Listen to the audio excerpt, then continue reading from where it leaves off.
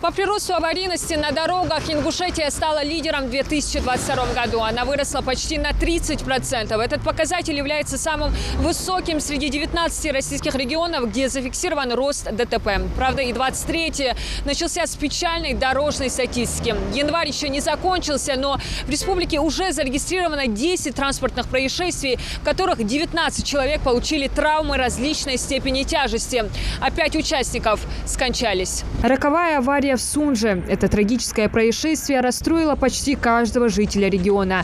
3 молодых парня в расцвете сил, жизнь которых только начиналась, погибли в один день. 14 января водитель «Мерседеса» выехал на полосу встречного движения и совершил столкновение с КАМАЗом. 2 пассажира скончались на месте. Водитель был доставлен в реанимационное отделение Сунжинской ЦРБ. Но врачи уже были бессильны. Из-за полученных травм он не выжил. Проводится проверка по всем фактам дорожно-транспортных происшествий. Основным, конечно, является самым большим нарушением со стороны водителей, всех, которые совершают ДТП, это скорость, выезд на пол встречного движения и ряд сопутствующих нарушений. Еще 2 человека погибли в эти же выходные. В результате столкновения 2 машин на Зране был совершен наезд на пешехода, который находился на обочине. От полученных травм он скончался на месте. В воскресенье в Малгобеке также было совершено ДТП со смертельным исходом. Там в результате также столкновения 2 транспортных средств. 1 человек скончался, в результате чего, к сожалению, 1 несовершеннолетний ребенок был доставлен,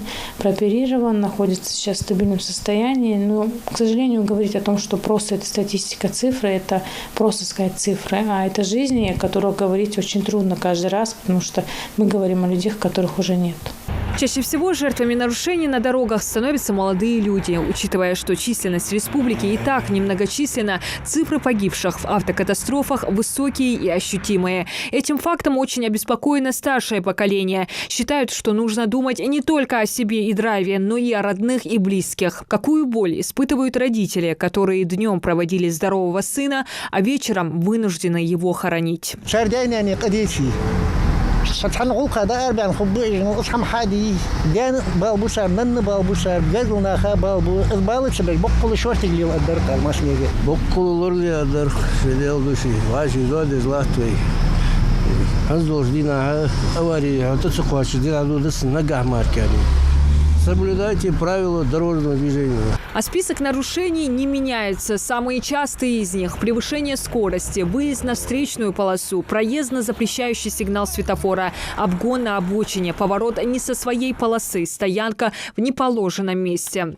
Встречка это был шортик лил отдар, бокол дигр отдар шортик лил яли. Мережа ламу схахани яли, тоже дали возможность халатвейси. Я ситуацию сделал, молил, что خارج عم ماشي مش قاس في رشني كيجيتش سكيجر بالو قيسي بقول دي غير دار شورتك لي الان ара делаешь хочешь дух соблюдать но правила ветики сумас мыштад хылды возле благодаря нарушение дух ветики Малых нарушений жни сухун хайн. Все то говорит что соблюдать des правил. Госавтоинспекции нет отдыха. Опасный водитель, внимание, пешеход, ребенок на автомобиле и не только. Сотрудники ГИБДД ежедневно проводят рейдовые мероприятия. Их главная цель – обеспечить безопасность дорожного движения и предупредить дорожно-транспортные происшествия. Также, к сожалению, выявляются люди, которые уже были ранее лишены права управления, которые привлекаются по уголовной статье 264 прим. 1. Также это камеры фото-видеофиксации, которые выявляют более 10 тысяч нарушений только касаемо скоростного режима. Это профилактические мероприятия, то есть это более информационная работа. И в дальнейшем планируется все больше усилить эту работу для того, чтобы общественность подключить к этой ситуации и помочь нам в этом большом таком открытом вопросе. Проблема, с которой часто сталкиваются сотрудники госавтоинспекции – вождение в нетрезвом состоянии. Особенно ДТП, совершенные под воздействием психотропных веществ, порой настолько абсурдны и не поддаются логике, а последствия таких аварий всегда тяжелые. У нас еженедельно, конечно же, проводятся мероприятия, ежедневные рейдовые мероприятия, которые акцентируются больше внимания на выходные, так как у нас некоторые граждане злоупотребляют не только психотропными веществами, но и управлением транспортным средством в нетрезвом состоянии.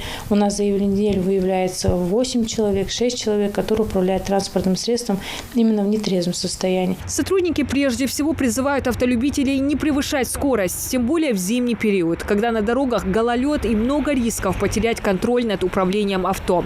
Также важно избегать быстрого торможения, резких маневров на поворотах и соблюдать дистанцию между машинами. Нарушая правила, участник дорожного движения рискует не только собой, но и окружающими. Каждому гражданину, который является участником дорожного движения, нужно понимать и включать самосознательность, самозащищенность и понимать, что каждое действие приносит страшные последствия.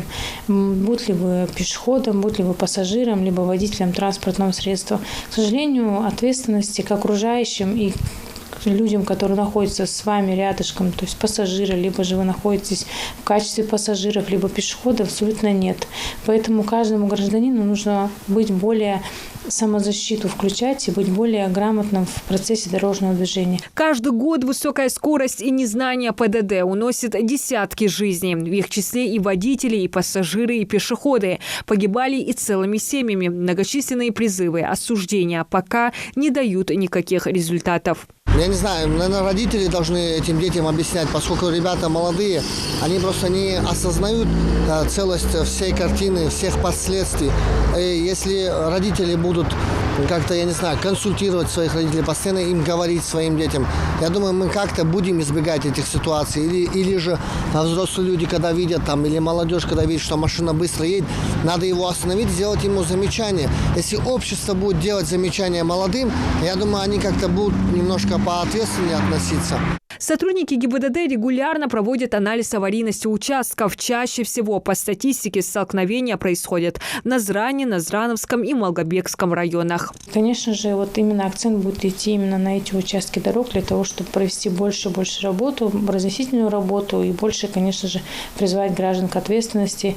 Это будет касаемо тех рейдовых мероприятий, в рамках которых злостные нарушители будут наказаны. Несоблюдение правил, игнорирование требований сотрудников – результат высокой аварийности. Только за 2022 год на территории Ингушетии было зарегистрировано 218 ДТП с тяжелыми последствиями. В них пострадало 337 человек, а 57 участников погибли. Среди погибших 4 детей. Сотрудники госавтоинспекции призывают граждан быть предельно внимательными. Если вы стали свидетелем грубых нарушений, сообщать об этом ближайшему наряду ДПС или в дежурную часть. Диана Дударова, Мухаммад Белакиев. Новости 24.